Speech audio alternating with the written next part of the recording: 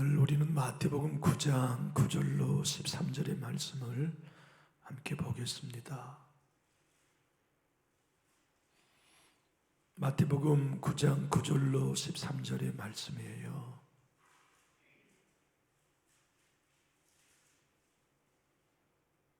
우리 유튜브로 참여하신 분들을 위해서 한 목소리로 합독하겠습니다.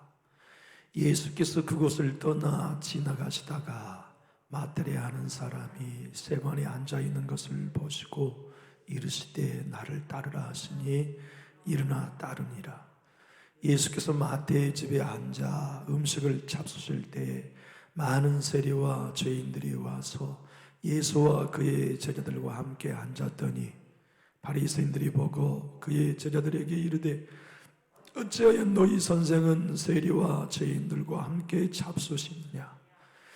예수께서 들으시고 이르시되 건강한 자에게는 의사가 쓸데없고 병든 자에게라야 쓸데있느니라. 너희는 가서 내가 긍휼을 원하고 제사를 원하지 아니하노라 하신 뜻이 무엇인지 배우라. 나는 의인을 부르러 온 것이 아니요 죄인을 부르러 왔노라 하시니라. 아멘.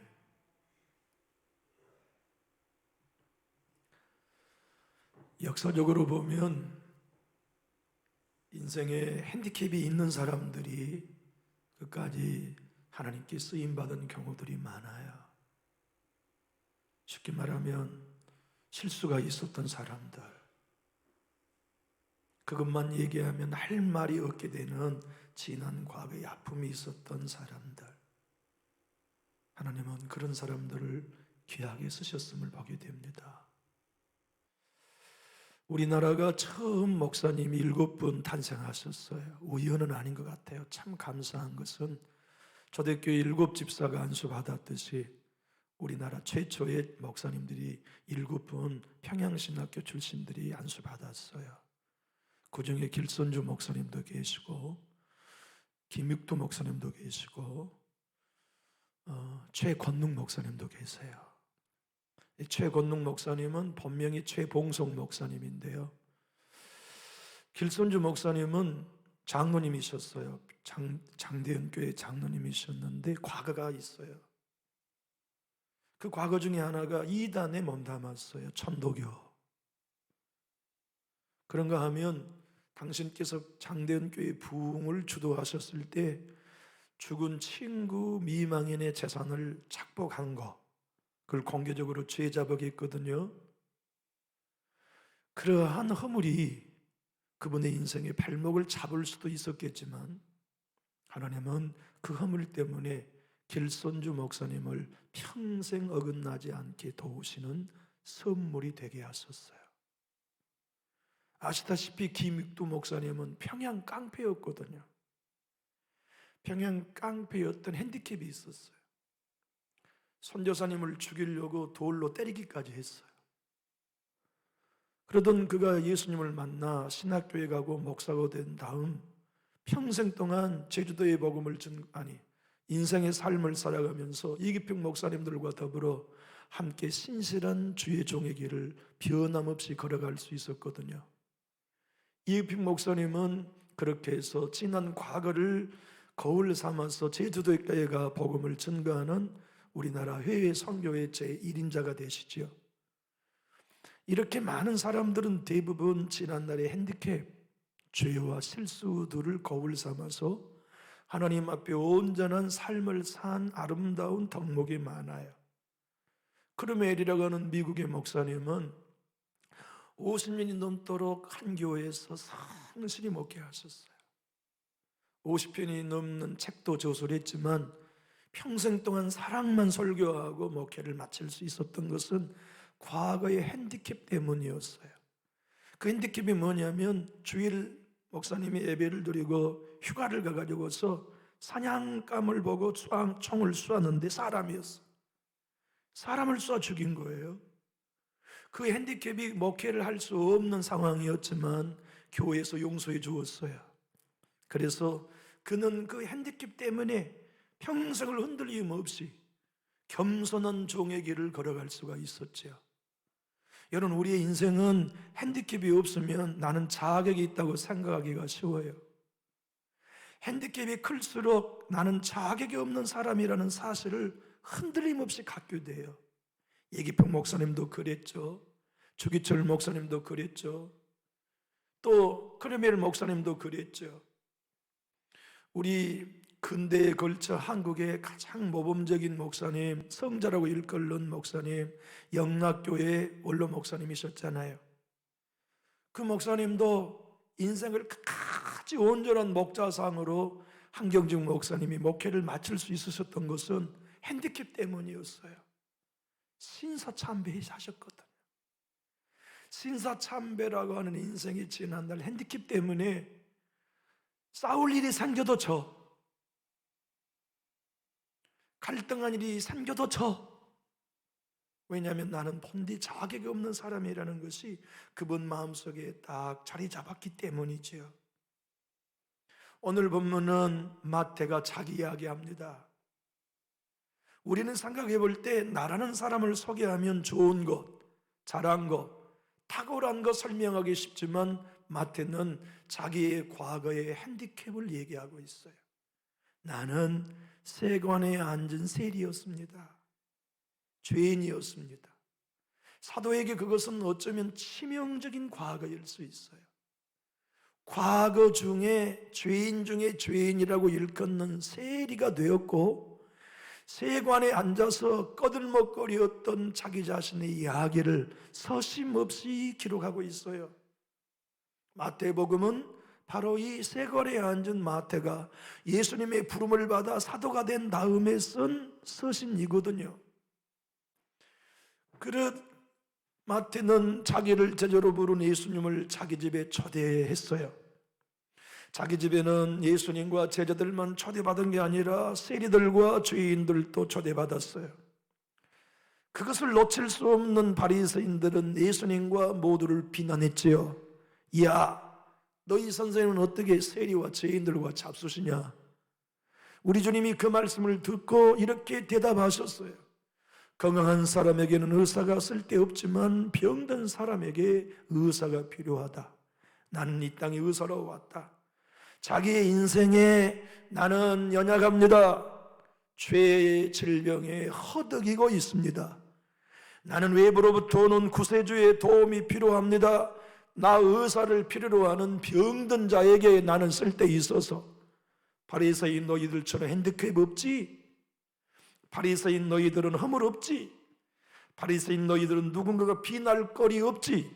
그러나 이들은 비난할 거리 너무 많고 수군거릴 것 너무 많아서 병자들이다. 그래서 나 의사가 필요하다. 그러면서 주님이 또 일러주셨어요. 너희 성경 좀 배워라. 성경에 우리 주님이 나는 세사를 원하지 아니고 긍휼을 원한다는 것 너희들 좀 가서 배워라. 호세아 6장 6절을 인용하신 거거든요. 하나님의 말씀은 이것입니다. 나 황소 원한 거 아니다. 너희가 정말 나에게 황소의 제물을 바치는 것보다 형제에게 긍휼을 베푸는 것 나는 더 원한다. 나는 그런 하나님이다. 그리고 우리 주님이 또 본문을 통하여서 말씀하여 주시기를 오늘 13절 한번 띄워보시겠습니까? 함께 읽어볼까요? 시작. 너희는 가서 내가 긍휼을 원하고 제사를 원하지 아니하노라 하신 뜻이 무엇인지 배우라. 나는 의인을 부르러 온 것이 아니요 죄인을 부르러 왔노라. 여러분, 우리는 내가 죄인이라는 생각이 뼛속까지 스며들어야만 자격 없는 사람이라는 걸 끝까지 견지해요. 자격 없는 사람이라는 것이 우리 안에 마태처럼 오늘 본문에 설명한 마태처럼 나는 제자가 될 자격이 없었습니다. 나는 사도가 될 자격이 없었습니다.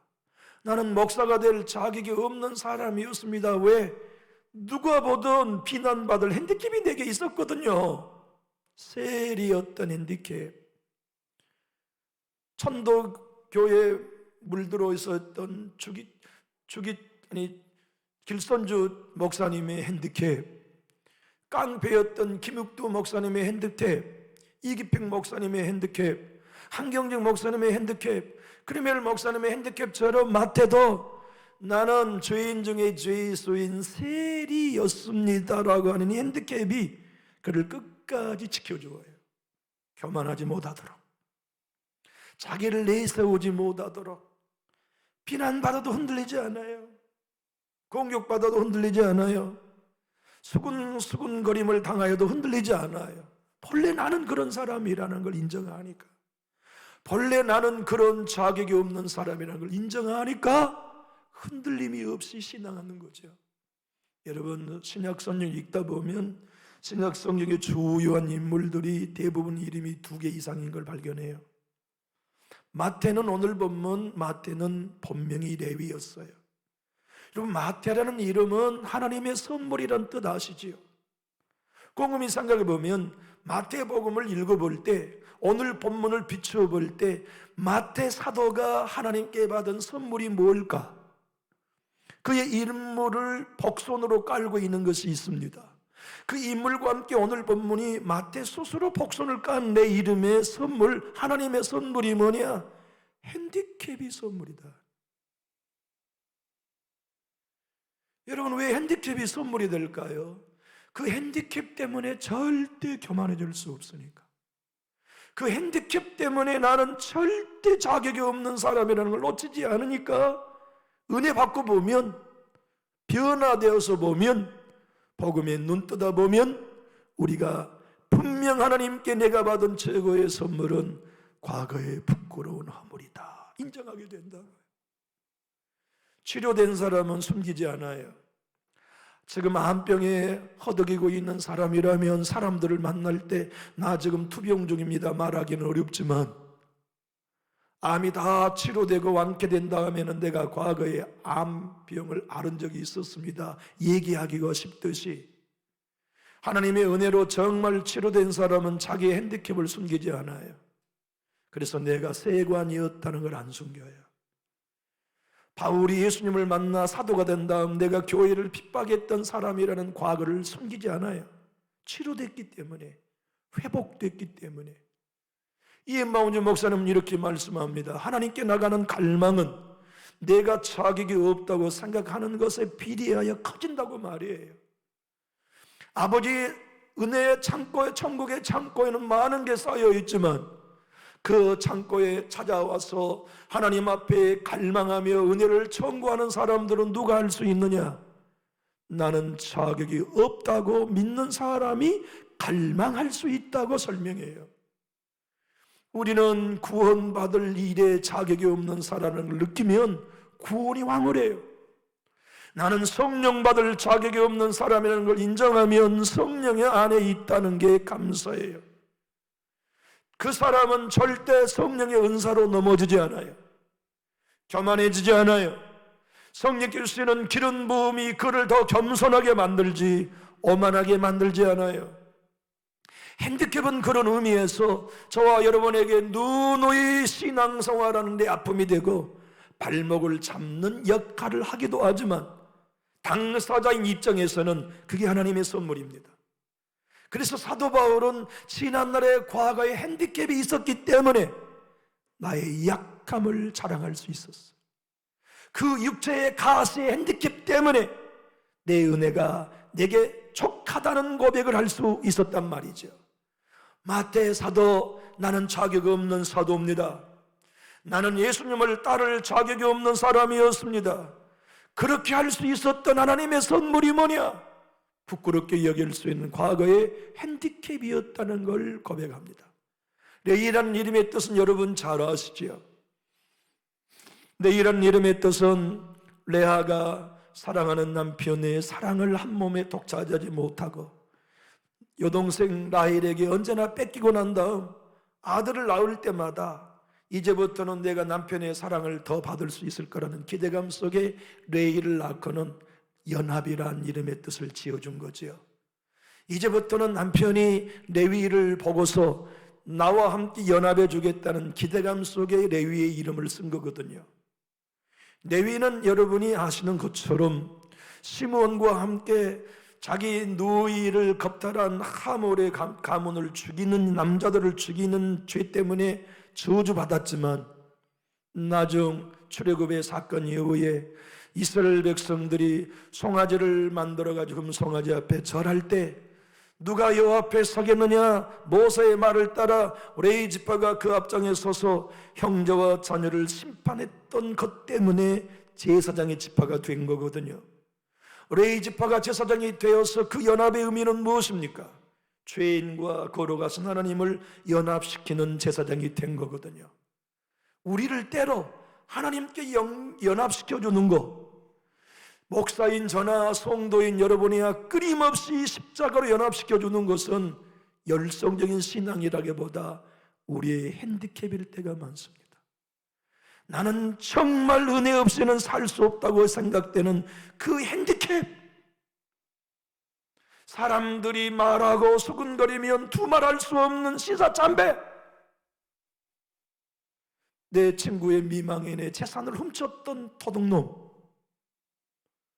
아무리 씻을래야 씻지 않는 젊은 날에 주먹으로 살았던 청년의 때의 핸디캡이 은혜 받고 성령의 사람이 되고 난 다음에, 치료되고 난 다음에 그것이 그를 지켜줘. 끝까지 하나님의 사람으로 남을 수 있도록 수천 명, 수만 명을 전도하고 부흥하는 큰 교회가 되어도 겸손하게 만들어줘.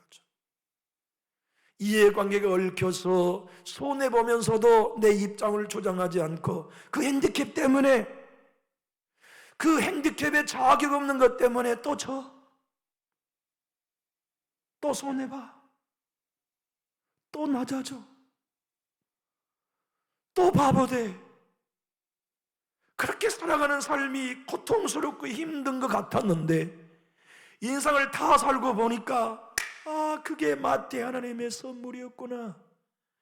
그것 때문에 내가 싸워야 될 때도 싸우지 못하고 절 수 있었고, 그것 때문에 따지고 싶을 때 따지지 못하고 내가 입 다물 수 있었고, 신사참배했던 건 아무리 생각해봐도 부끄럽지만 그것 때문에 내가 한국에 제일 가는 영락교회 담임 목사가 됐어도 끝까지 겸손할 수 있었구나. 끝까지 내가 성자의 길을 걸을 수 있었구나. 끝까지 내가 아버지를 기뻐하는 길을 걸어갈 수 있었구나 깨닫게 하는 게 오늘 본문 진짜 하나님의 선물은 핸디캡이다 말씀해 주고 계십니다. 성경을 보면 성경은 잘했다고는 업적보다 실수를 기록한 게 훨씬 많아요.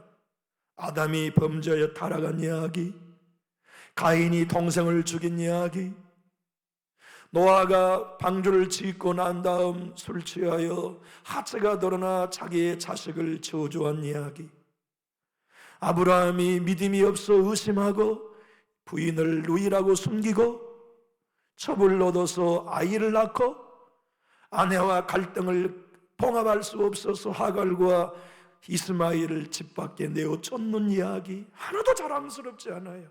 다 핸디캡이 있어요. 모세는 살인한 핸디캡이 있었고 다윗은 간음과 충신을 죽인 핸디캡이 있었으며 성경 속에 하나님께 쓰임받은 사람들 중에 허점, 어점, 과거가 없는 사람이 없어요. 그런데 여러분, 이 과거가 평생 동안 우리로 고통을 주는 건 사실입니다. 아픔을 주는 게 사실이에요.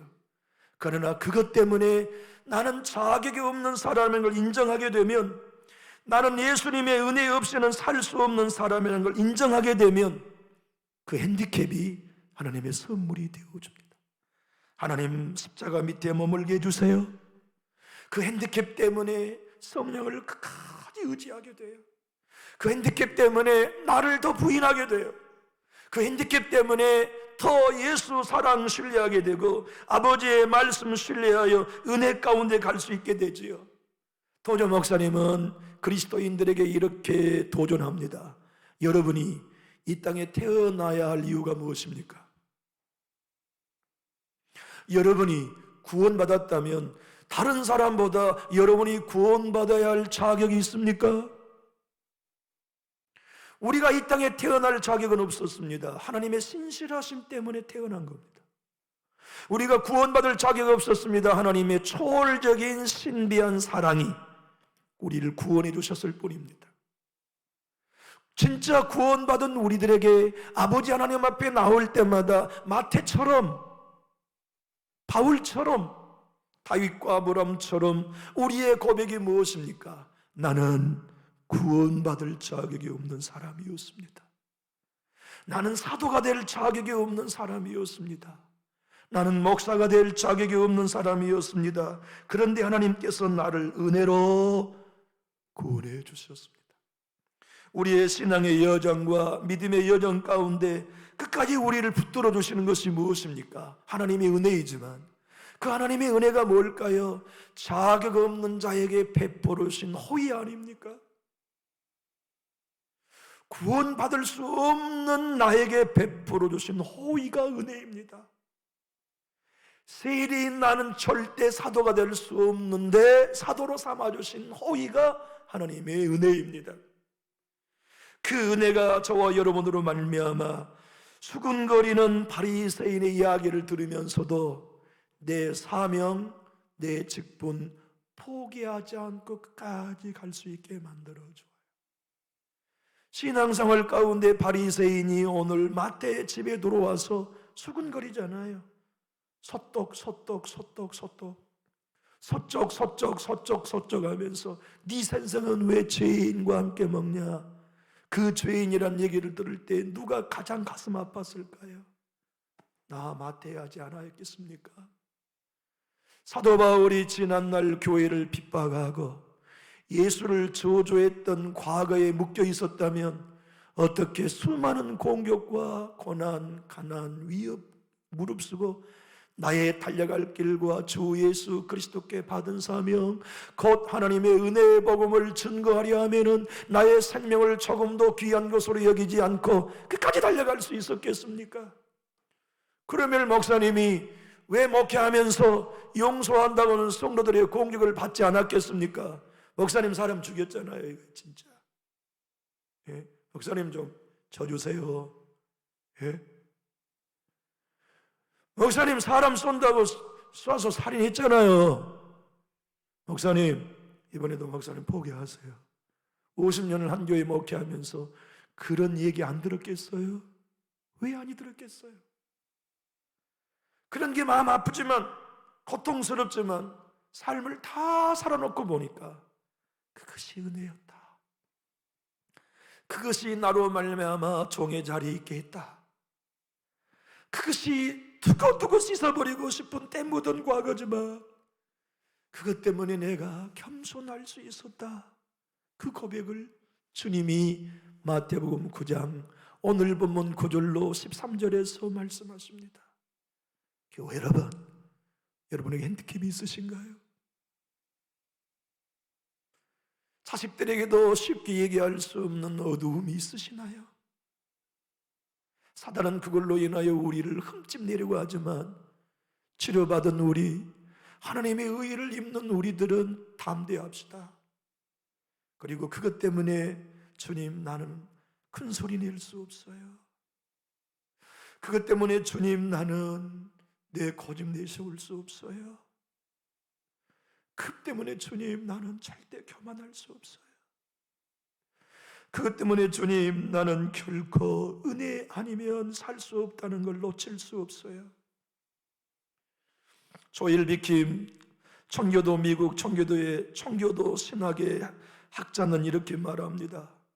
궁극적으로 우리가 받은 칭의는 그리스도의 의로만 가능합니다. 완전한 믿음이나 위대한 믿음, 열매 맺는 믿음, 강력한 믿음이 우리를 의롭게 해주는 게 아닙니다. 만일 우리가 우리의 믿음에 어떤 자격을 부여하기 시작한다면 우리는 곧 복음을 파기하는 결과를 만들어냅니다. 우리의 믿음은 약할 수도, 미숙할 수도, 두려워할 수도, 때때로는 눈에 띄지 않을 수도 있습니다. 그러나 그것이 참된 믿음이라면 그것이 바로 우리를 의롭다 하는 믿음이 되어줍니다. 내가 죄가 많고 허물이 많다고 여길수록 마태처럼, 크레멜 목사님처럼, 김욱두 목사님처럼, 길선주 목사님처럼, 이기풍 목사님처럼 난 자격이 없다고 생각하는 사람일수록 믿음으로 얻어진 의, 하나님의 은혜만을 신뢰하게 돼. 그리고 흔들림 없어. 넘어지지 않아요. 끝까지 걸어가요. 목회하는 모든 목사님들은 다 1년의 과정을 거치는 것 같아요. 그 과정이 무엇입니까? 나처럼 봉사하고 희생하며 교회와 성도를 아끼는 목회자는 없어. 이런 자기 자만, 자기 교만의 과정을 반드시 거쳐야만 되는 것 같아요. 그 과정을 거치면서 어느 순간 거꾸러지고 깨어지고 부서지고 실패하고 난 다음에 그게 교만이었구나. 내가 아버지께 간직해야 할 자세는 나를 부인하는 내가 쇠간에 앉아있는 세리였었던 것을 내가 놓쳤구나. 자격 없는 나를 목사로 세워주시고 교회 일꾼으로 세워주신 게 은혜였구나. 그걸 깨닫고 난 다음 우리는 내 자신을 부인하고 그때부터는 모든 게 은혜임을 고백할 수 있는 거죠. 캐나다에서 사모로 목회하고 계신 이희영 사모님이 계십니다. 곤고한 심령이 살아나는 만져주심이라는 책에서 그녀는 이렇게 말해요. 자기는 사모로서 정말 성도들을 사랑했다. 한국에서 이민 온 성도 비행장에 픽업하고 집 얻어주고 그 집의 아이들이 양 부모님이 서로 맞벌이를 하니까 캐나다에서 그 집의 아이들을 사모님이 부모 대신 아침에 픽업해 학교까지 해주고 저녁에는 데려다주고 장 받아주고 그렇게 5년 3년 양육하면 그 사랑을 받은 성도들이 사모님 때문에 상처받아 교회를 떠난다고 떠난다.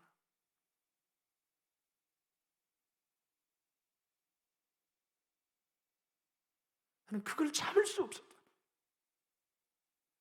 어떻게 그럴 수가 있느냐. 그런데 복음을 알고 보니까, 십자가를 알고 보니까 그러한 나의 자아를 깨뜨리기 위하여 그 성도들을 사용하셨다는 걸 깨닫게 되는 거예요. 그래서 그는 그 책에다 이렇게 써놓았어요. 하나님의 지극히 사악한 나 자신의 잃어버린 성품을 깨닫도록 하시기 위하여 가슴 아픈 일들을 만나게 하셨습니다. 나로 말미암아 아버지 집의 맨발에 탕자가 되어 돌아오는 아픔을 경험하게 하셨습니다.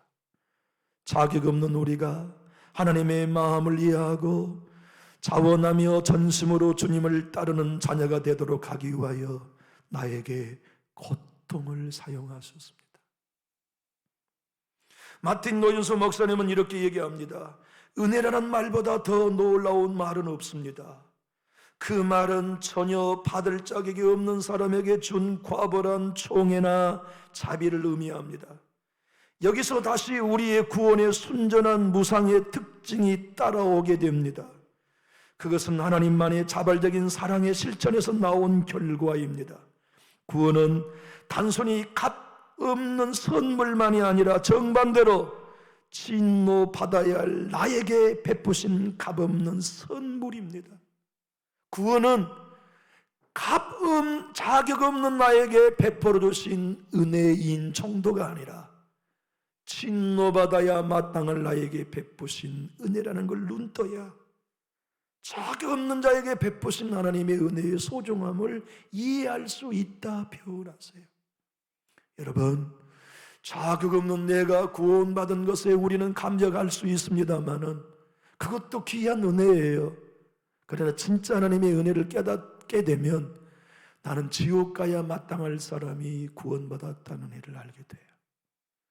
나는 저주받아야 마땅할 사람인데 값없는 은혜로 아버지의 자녀가 됐다는 것에 더 까무러질 만큼 감격한 거죠.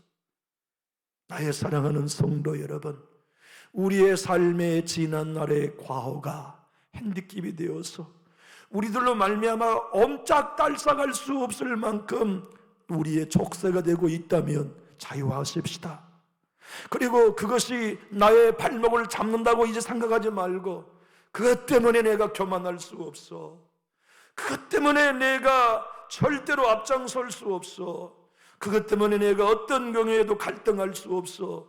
그러니 그 핸디캡이 하나님의 선물 마태야. 우리 그렇게 고백하면서 마음 아픈 때 있으면 또 견디어가며 통과합시다. 수군거린 일을 만나면 아프지만 그것 때문에 내가 또 겸손해질게요 하고 또 통과합시다.